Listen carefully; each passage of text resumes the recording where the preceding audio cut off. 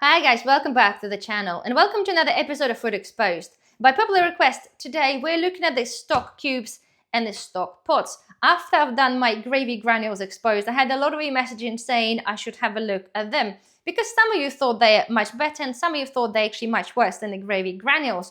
Well, in a roundabout way, they're probably just as bad as each other.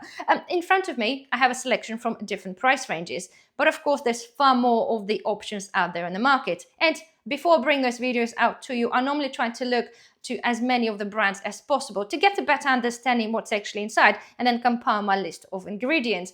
As I said, always, the whole idea of those videos is for me, guys, to encourage you to check your labels before you buy something, okay? To make you make a better choice for the things that are a little bit better for health. None of those things I hear are healthy, okay? Like the whole idea of bringing out, again, the videos exposing the things, okay? Because a lot of the things that add on to our food are really not good for our health. So again, looking at the different kind of brands, it seems to be where you assume that somewhat the more expensive brands will be better. So far, it doesn't quite look this way. I'm not naming specific brands because there are a lot of brands out there, but genuinely encouragement is just check your ingredients. So first of all, let's now have a look at the common ingredients that could be lurking in these stock cubes. So first of all, of course, unfortunately, we have the MSG, which is monosodium glutamate. We mention this because we see this time and time again in our foods, and we always know, and I always tell you, if it's there, then we want to try to avoid the foods. Anyways, often added to a lot of the processed foods, and of course, unfortunately, the side effects of too much of a consumption, the headaches, chest pains, sweating, and some allergic reaction in some people. Again, a disclaimer, it's always important, guys, when I do tell you certain ingredients that are in there, be there, have to be mentioned on the label or not. It's a small consumptions that I'm talking about because there will be small amounts of them there. But because it's added on to a lot of the processed food, it's very important to understand that. It might not always be mentioned, but if you consume too much of it because it's everywhere in everything you eat, then it's not going to be good. So the next one, okay, we've got hydrolyzed vegetable protein, or also known as HVP. Again, it's a highly processed, low nutrient ingredient that used to mimic the taste of meat. So it's found to be in a lot of meat additives like stock cubes, that kind of thing, where they mimic the meat flavor. So when we're talking about, you have the chicken or beef or whatever else, lamb kind of stock, that potentially the chances are that this is actually produced rather than a natural flavoring. So this is where we have to be careful of, and we'll cover this later on. So we're talking about the artificial flavors, right? So we're moving on to this. So a lot of the times when we're looking at the labels, they just say artificial flavors or flavorings. Okay, this is again the loophole when it comes in the label, because to you, what's a flavoring? Yeah, what flavoring is it? What could it be? Because they don't tell you. Sometimes they might put some in the bracket, but there's no requirement to tell you what flavoring actually is. So the first one we're talking about is diacetyl, okay, which used to mimic the buttery flavor, the little butterness, sort of the flavor of your butter, that kind of thing. So this is a chemical just to use to mimic the flavor or texture of butter. So now we're moving on to, say, beef flavoring. So generally a blend of chemicals like, hopefully I can pronounce it correctly, ethyl 2-methylbutyrate and the ethyl acetate, which mimics taste of beef. So they are created in a lab and not to do or nothing to do with meat whatsoever. So now we're talking about the chicken flavor. So it's often made using a combination of guaiacol, hopefully I pronounced that correctly, compound found in the wood smoke, and we know that some things already been banned having the smoke flavors, that kind of thing, and acetic acid. So give this combination of those things, give your stock cube a flavor of roast chicken. Nice. Then we're going on about the yeast extract flavor. So this is the flavor delivered from the yeast fermentation. Again, because it's a highly processed and it could cause reactions similar to MSG. Smoke flavorings, again, similar to the other bit, but artificial smoke flavor increased using the liquid smoke and chemical like phenol to stimulate a smoky taste, often used in the barbecue flavored stock cubes. Right, so far, okay, we covered the fake tastes are. So there is apparently as well the option that some of the stock cubes will contain your natural fat, which I've seen some of them are. So if you see like chicken fat or beef fat, that kind of thing, and it normally contains of like 1%. So technically, if we're looking at, say, a beef stock cube and I have a 1% beef fat, you're like, yay, look, there's some actually beef in my stock cube. Nonetheless, so the beef fat, chicken fat, that kind of thing, they are derived from actual fat. So what happens, say let's talk about the chicken fat. So there is a factories that do meat processing where they butcher the chickens, in the breast package and that kind of thing. And of course, you're going to have a lot of skin and other things left behind that contain fat. So it's pretty much similar if you watch my egg exposed video. So basically, the firms collect all this kind of fat in there, and then they put this through multiple processes of melting a fat, and then they render it, and then clear it, and then render it. And again, I cannot help but having this egg one spring to mind, where something been scooped off the floor and then still processed further on. It kind of gives me a little bit of vision like that.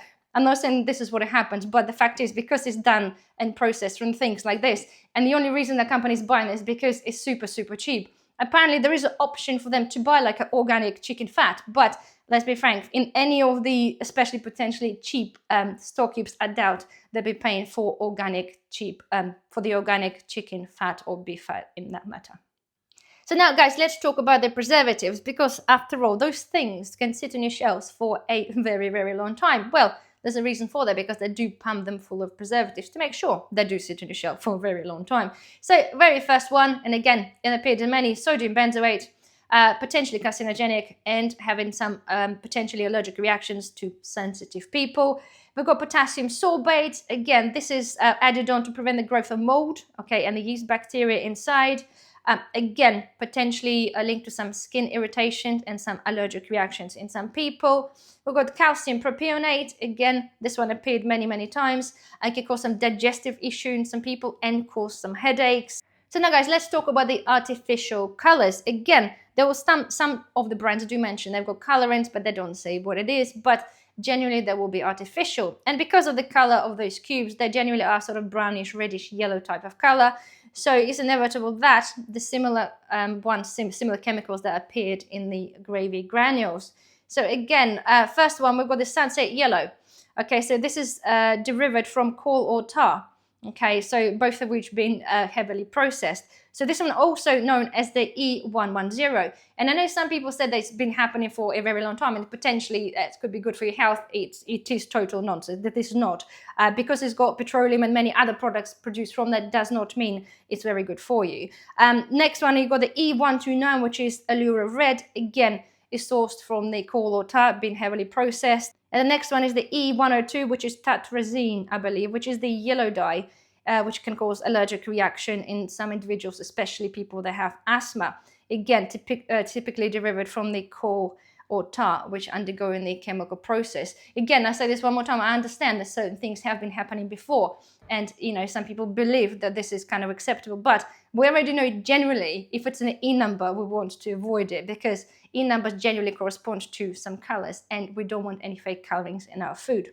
The next thing, right, of course, there is a salt involved, and again, they don't always tell you the amount. And again, this is the flaw with the labeling system, because apparently there is no, the manufacturers don't have to specify the certain amounts of the percentages of the foods that are in there. Yes, they have to be all mentioned in a descending order in the list of ingredients, but the amounts don't have to be mentioned unless they choose to do so. And apparently they found that some stock cubes can contain up to 30% of your daily intake of salt, which is not particularly that great. And I appreciate, okay, that stock cube, it probably be shared between two people when you do the meal, but nonetheless, there's quite a lot of salt in one cube. And the same, guys, does go for the sugar as well. There could be in some of them quite a bit of sugar. Anyway, now moving on to, we've got some other potentially could be used as natural flavorings. The yeast extract we already covered. You've got the glutamic acid. Again, it's the form of MSG.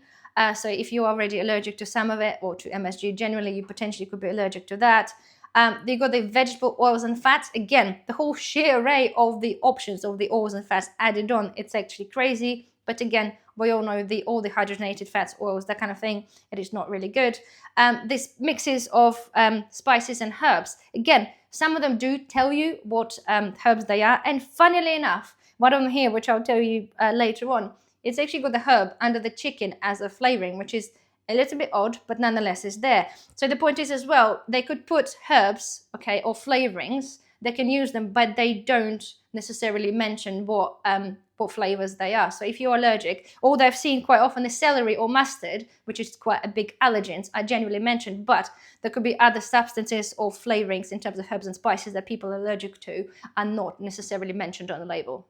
So, and the last one, I keep the best one to the last, is my the little vegetable stock cubes. As I said in the beginning, you'll think a mere vegetable stock cube, right? It's just some cut vegetables boiled together, that kind of thing. Well, unfortunately, in most cases, your vegetable stock cube doesn't even have a real vegetables in it. This is how bad this is, right? So generally, okay, vegetable stock flavor, okay, is made from mixture of artificial vegetable flavorings or yeast extracts, and sometimes also hydrolyzed vegetables protein, which be very processed. Again, we already covered that. So technically, they're doing pretty much the same thing what they do with the meat, which is really expensive. So they, use the concoction of chemicals to make the meat flavor.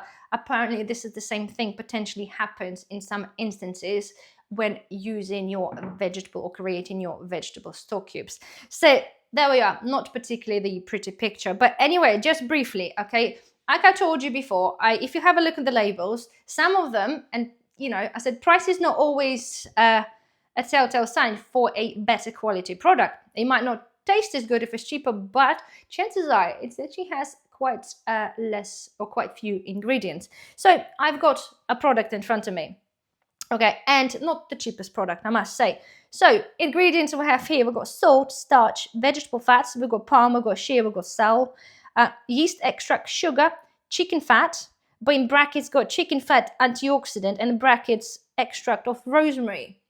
Okay, we've got flavorings by themselves, and then we've got the chicken, and then we've got the chicken and the extract of rosemary. Again, if you're just an average person and you're looking at this and you're like, what does that mean? Like, you mentioned this twice, and if it's chicken, it's chicken. If it's rosemary, it's rosemary. But it's not. This is not. So we've got spices, and I mentioned here like celery seeds in capitals because, it is the allergen. Lemon juice powder, you got maltodextrin, lemon juice, onion powder, caramelized caramel syrup, maltodextrin, again, sustainably grown, right? So that's a pretty big list of chicken stock ingredients, wouldn't you say?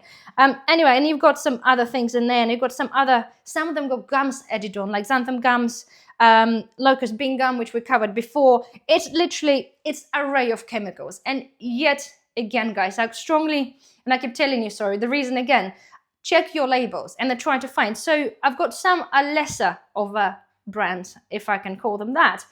And then we say, for example, we have the salt, potato starch, palm fat, sugar, yeast extract, chicken fat. Again, no mentioning of how much. Natural flavorings, doesn't tell you what it is. We've got onion, spices, herbs, and then acid, citric acid, caramelized sugar syrup, and maltodextrin. Okay, so that to me already has a bit more transparency and less ingredients than some others. So there we are. So nonetheless, here we are. Hopefully that's opened your eyes a little bit to what is actually happening and where all this stuff comes from. Again, nothing natural in there. So the best bit, guys, check your ingredients if you still have to buy this, or the best thing is to make your own. Of course, I try to follow up my Food Exposed with back to basic food videos when I get an opportunity, and film you and show you how to make all of the foods we're talking about from scratch where possible, to avoid consuming the concoction of chemicals. So there we are, guys. I really do hope you have enjoyed this video. Please don't forget, thumbs up, subscribe if you're not a subscriber, and I shall see you in the next video. Bye bye.